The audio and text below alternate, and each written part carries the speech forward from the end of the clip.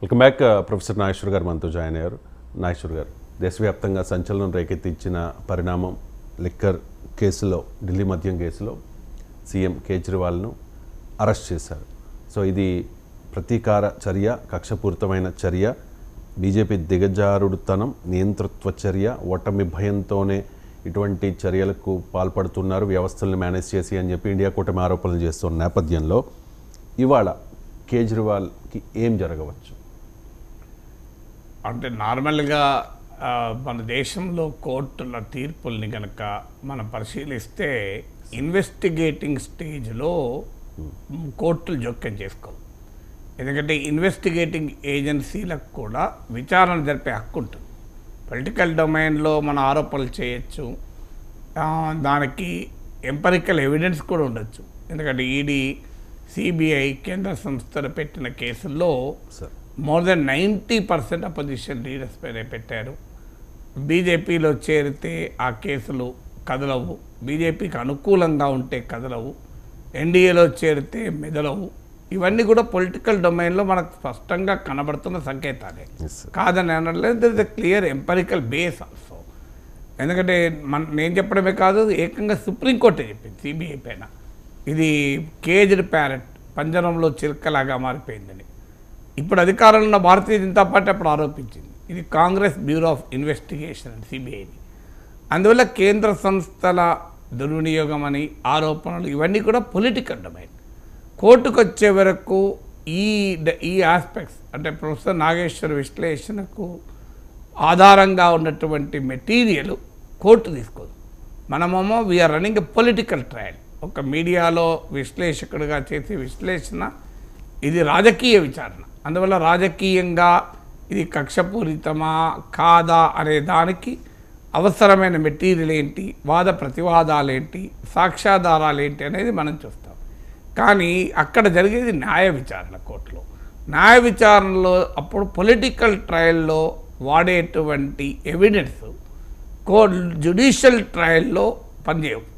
Judicial ట్రయల్కి వచ్చే వరకు investigating material ఏజెన్సీలు ఏం చెప్తున్నాయి, వాళ్ళ దగ్గర ఉన్న మెటీరియల్ ఏంటి అని. అందువల్ల ఇది మొదటి కారణం. అంటే జ్యుడిషియల్ ట్రయల్ రాజకీయపరమైన కారణాల ఆధారంగా ఈ కేసు కొట్టివేయడమో, లేదా కేజ్రీవాల్కి బెయిల్ ఇవ్వడమో, కస్టడీకి ఇవ్వడమో అనేది రాజకీయపరమైన విచారణలో ఉన్న వాద ప్రతివాదాల ఆధారంగా ఉంటుంది. రెండవది, మన వ్యవస్థలో కోర్టులు ఎలాంటి ఒక వ్యవస్థ, ఈడీ, సిబిఐ కూడా ఒక వ్యవస్థ. అందువల్ల వ్యవస్థల మధ్య ఆ మ్యూచువల్ రెస్పెక్ట్ అంటే మ్యూచువల్ వర్కింగ్ అటానమీ ఉంటుంది. అందువల్ల కోర్టులు ప్రతిదాని విచారణ సంస్థలు ఏది జరిపినా దాన్ని అడ్డుకుంటూ పోతే దేశంలో క్రిమినల్ జస్టిస్ సిస్టమ్ పనిచేయదు. ఈ ఒక్క కేసుని కాదు. అందువల్ల జనరల్ ట్రెండ్ ఏంటి, మీరు గత జడ్జిమెంట్లన్నీ చూస్తే ఇన్వెస్టిగేటింగ్ ఏజెన్సీల రైట్ టు ఇన్వెస్టిగేట్ను నార్మల్గా కోర్టులు అడ్డుకోవు. ఎప్పుడు అడ్డుకుంటాయంటే బ్లేటెంట్గా అలా ఏ కేసు లేకపోయినా కేసులు పెట్టారనుకోండి, there is not even a prima facie evidence, ప్రాథమికమైన సాక్ష్యాధారం కూడా లేకపోతే అప్పుడు కోర్టులు ఏమైనా ఇన్వాల్వ్ కావచ్చు. ఎందుకంటే principles of natural justice, constitutional justice ఉంటుంది. లిబర్టీని అంటే ఒక వ్యక్తిని లోపలేయడమంటే ఆ వ్యక్తికి ఉన్న ప్రాథమిక హక్కైన స్వేచ్ఛను సస్పెండ్ చేయడం. అందువల్ల లిబర్టీని సస్పెండ్ చేసే ఒక సీరియస్ చర్చ కనుక ఆ బ్లేటెంట్గా ఉంటే కోర్టు ఇన్వాల్వ్ అవుతాయి. అందుకే మీరు చంద్రబాబు నాయుడు స్కిల్ డెవలప్మెంట్ కేసులో కూడా ప్రైమా ఫేసి ఉంది అని ట్రయల్ కోర్టు పేర్కొంది. అంటే ప్రాథమిక సాక్ష్యాధారాలు ఉన్నాయి, అవి నిలబడతాయా విచారణలో, నిలబడే తర్వాత సంగతి. కానీ ప్రాథమిక సాక్ష్యాధారాలు ఉన్నాయి కనుక మేము బెయిల్ ఇవ్వలేము అని కోర్టులు చెప్పాయి. సో క్వాష్ పిటిషన్ కూడా రిజెక్ట్ చేస్తానికి కారణం అది. అందువల్ల ఇన్వెస్టిగేటింగ్ ఏజెన్సీల ఇన్వెస్టిగేట్ చేసే హక్కును కోర్టులు అడ్డుకుంటాయని అనుకోండి. ఇది రెండవది. మూడవది ఏంటి అంటే ఇక కస్టడీ. ఇప్పుడు ఇక్కడ రెండు రకాల కేసులు ఇవాళ ఉన్నాయి. ఒకటేమో పిఎంఎల్ఏ కోర్టులో విచారణ జరుగుతుంది. అంటే ఇప్పుడు కోర్టులో అరవింద్ కేజ్రీవాల్ ప్రొడ్యూస్ చేయాల్సి ఉంటుంది పిఎంఎల్ఏ కోర్టులో.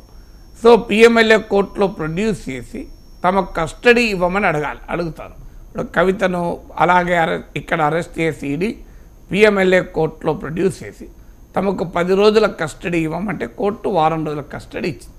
కస్టడీ ఇవ్వడం అంటే ఏంటంటే అరెస్ట్ చేశాక విచారణ సంస్థలు ఖచ్చితంగా వితిన్ 24 hours కోర్టు ముందు ప్రవేశపెట్టాలి. సో ఆ కోర్టు ముందు ప్రవేశపెట్టిన తర్వాత మాకు అప్పచెప్పండి అని అడగాలి. వాళ్ళే అరెస్ట్ చేసిన ఎందుకు అప్పచెప్పాలంటే మా దగ్గర కొంత ఇన్క్రిమినేటింగ్ ఎవిడెన్స్ అంటే ఈ నేరము జరిగినట్టుగా ఆధారాలు ఉన్నాయి, మరికొంత ఆధారాలు సమాచారం రాబట్టాలి అంటే ఆ వ్యక్తిని ప్రశ్నించాలి. అందువల్ల ప్రశ్నించడానికి మాకు అప్పచెప్పండి అని అడుగుతారు. సో అలా అప్పచెప్పాలి అని అడిగినప్పుడు కేజ్రీవాల్ తరఫున లాయర్ మేము సహకరిస్తాం కదా ఇన్వెస్టిగేటింగ్ ఏజెన్సీస్ కానీ వాళ్ళ ఆర్గ్యుమెంట్ వాళ్ళు చెప్తారు. ఇక్కడ కవితను ఆల్రెడీ అరెస్ట్ చేశారు. కవిత అరెస్ట్ తర్వాత ఎన్ఫోర్స్మెంట్ డైరెక్టరేట్ మోపిన ఒక కీలక అభియోగం ఏంటంటే అరవింద్ కేజ్రీవాల్ ఒక కాన్స్పిరేటరు అంటే ఈ లిక్కర్ కేసులో కుట్రదారు, కవిత కేజ్రీవాల్ కలిసే ఈ కుట్ర బన్నారు.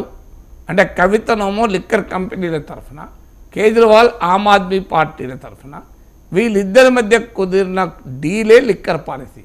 అంటే ఢిల్లీలో మద్యం విధానాన్ని కొంతమంది మద్యం వ్యాపారులకు అనుచిత ప్రయోజనాలు కలిగేలాగా మార్పులు చేసి అందుకు బదులుగా ఒక 100 కోట్ల రూపాయల ముడుపులు ఆమ్ ఆద్మీ పార్టీకి ఎన్నికలకు ఖర్చుల కొరకు వీళ్ళు రూట్ చేశారు అన్నది అభియోగం.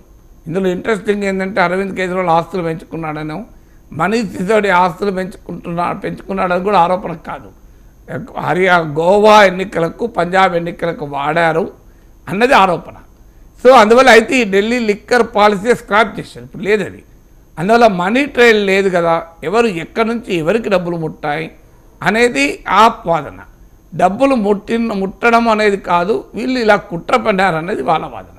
అందువల్ల కవితను కేజ్రీవాల్ను కలిపి కూర్చుండబెడతాం, కవిత కేజ్రీవాల్ను కలిపి కూర్చుండబెట్టి మేము విచారణ జరుపుతాము అని ఈడీ అడిగే అవకాశం ఉంది. సో ఈడీ వెళ్ళి సో మాకు అప్పచెప్పని కేజ్రీవాల్ను ఆల్రెడీ మా కస్టడీలో కవిత కూడా ఉంది, వీళ్ళిద్దరిని ఎదురెదురు కూర్చుండబెట్టి మేము మరికొంత సమాచారాన్ని రాబడతాము అన్నప్పుడు కోర్టులు నార్మల్గా ఇన్వాల్వ్ కావు ఏమో అని అనుమానం. ఎందుకంటే మీరు లేదు ఇద్దరిని కూర్చుండబెట్టద్దు, మీరు ఇట్లా విచారణ జరపద్దు అని కోర్టులు అనలేవు కదా. ఇన్వెస్టిగేటింగ్ ఏజెన్సీలు విచారణ చేసి ఆ మెటీరియల్ తీసుకొని కోర్టు ముందుకు వచ్చినప్పుడు ఆ మెటీరియల్ న్యాయ విచారణలో, న్యాయ సమీక్షలో, జ్యుడిషియల్ స్క్రూటినీలో చెల్లుతుందా లేదా అనేది కోర్టులు తీర్పులు చెప్తాయి తప్ప నువ్వు ఇన్వెస్టిగేట్ చేయొద్దు అని కోర్టులు అనవు. అందువల్ల బహుశా కేజ్రీవాల్కు రిలీఫ్ దొరకడం అనుమానమే. ఇక పిఎంఎల్ఏ కోర్టే కాదు సుప్రీంకోర్టు కూడా మూవ్ చేశారు. సుప్రీంకోర్టులో ఎమర్జెన్సీ విచారణ కూడా కోరారు. అంటే బహుశా ఇవాళ సుప్రీంకోర్టు విచారణ కూడా చేపడుతుంది. ఈ కేసులో ఆల్రెడీ ఉప ముఖ్యమంత్రి మనీష్ సిసోడియా అరెస్ట్ అయ్యాడు, రాజ్యసభ సభ్యుడు సంజయ్ సింగ్ అరెస్ట్ అయ్యాడు, ఇక్కడ కవిత అరెస్ట్ అయ్యిండు. సో అందువల్ల ఆల్రెడీ ఈ నేరములు ఈ కేసులో నిందితులు అనేక మంది ఇచ్చిన స్టేట్మెంట్లు ఉన్నాయి. వీళ్ళెవరికి దక్కని ప్రివిలేజ్ కేజ్రీవాల్ దక్కుతుందా అనేది కూడా క్వశ్చన్ మార్కే. ఇక్కడ మనీష్ సిసోడియా ఇన్నేళ్ళుగా జైలులో ఉన్నాడు, ఆయన బెయిల్కు సుప్రీంకోర్టు దాకా వెళ్ళినా కూడా రాలే. అందువల్ల బహుశా కేజ్రీవాల్కు రిలీఫ్ దొరకకపోవడానికి ఎక్కువ అవకాశం ఉంది. బట్ లెట్ us see, ఎందుకంటే కోర్టులు ఇచ్చే తీర్పులు మనం ఎప్పుడు కూడా స్పెక్యులేట్ చేయకూడదు. ఇక ఆయన ముఖ్యమంత్రిగా ఉన్నాడు కదా అని చెప్పి కేసు లాగవు. సో ముఖ్యమంత్రిగా ఉండబోతున్నాడు అంటూ ఆప్ నాయకురాలు ఢిల్లీ మంత్రి అతీషి వ్యాఖ్యానించారు. సో రాజ్యాంగ రీత్యా వెసులుబాటు ఉంది, ఎక్కడ బ్యాన్ లేదు, జైల్లో ఉండి కూడా ముఖ్యమంత్రిగా బాధ్యతలు నిర్వర్తించవచ్చు, జైల్లో ఉన్నంత మాత్రాన రాజీనామా చేయాల్సిన అవసరం లేదు అని ఆమ్ ఆద్మీ పార్టీ వాదన. అది మళ్ళీ వేరే చర్చ. ఎందుకంటే ఇప్పుడు అరవింద్ కేజ్రీవాల్ నేరస్తుడు కాదు, కేవలం నిందితుడే. అరవింద్ కేజ్రీవాల్ ఏమీ జైలు శిక్ష పడలే. It is only A judicial custody. మన దేశ చట్టాల ప్రకారం జైలు శిక్ష పడడమే కాదు, 2 ఏళ్ల కనీస జైలు శిక్ష ఉంటేనే ఆయన చట్టసభల సభ్యత్వాన్ని కోల్పోతాడు. అందుకే రాహుల్ గాంధీ పరువు నష్టం కేసులో కూడా 2 ఏళ్ళు పడ్డది. అది కూడా పరువు నష్టం కేసులో హైయెస్ట్ పనిష్మెంట్, అది 2 years. నార్మల్గా ఎవరికి వేయరు. ఆయన కేసీఆర్ డిస్క్వాలిఫై అయ్యడం మళ్ళీ కోర్టులో రిలీఫ్ వచ్చింది అనుకోండి. సో అందువల్ల ఇప్పుడు అరవింద్ కేజ్రీవాల్ విషయంలో కూడా డిస్క్వాలిఫై కాడని ఎమ్మెల్యేగా, అందువల్ల ముఖ్యమంత్రిగా బాధ్యత నిర్వర్తన ఒక ఆస్పెక్ట్. అలాగే జాతీయ కన్వీనర్గా ఎన్నికల ప్రచారం అయితే చేసుకోలేడు. లోపల ఉన్నప్పుడు ఎన్నికల ప్రచారానికి స్కోప్ ఉండదు. బట్ డెఫినెట్గా అదొక డైమెన్షన్, కాన్స్టిట్యూషన్ డైమెన్షన్. కానీ ఆయన ముఖ్యమంత్రి కదా, ఆయన ముఖ్యమంత్రిగా విధులు నిర్వహించాలి కదా అనే యాంగిల్లో ఈ విచారణ జరగదు. ఈ విచారణకు ముఖ్యమంత్రి మంత్రితో సంబంధం లేదు. విచారణ ముందు అరవింద్ కేజ్రీవాల్ ఒక నిందితుడు, ఈడీ ఒక నిందారోపణ చేస్తున్న ఏజెన్సీ, అక్కడికి ఉంటుంది తప్ప ఆయన ముఖ్యమంత్రి కదా, ఆయన సూపర్ స్టార్ కదా అని కోర్టు ఉండదు. ఎందుకంటే ప్రజాస్వామిక రాజ్యాంగాల్లో చట్టం ముందు అందరూ సమానులే కనుక విచారణ జరుగుతుంది. Right sir. అవినీతికి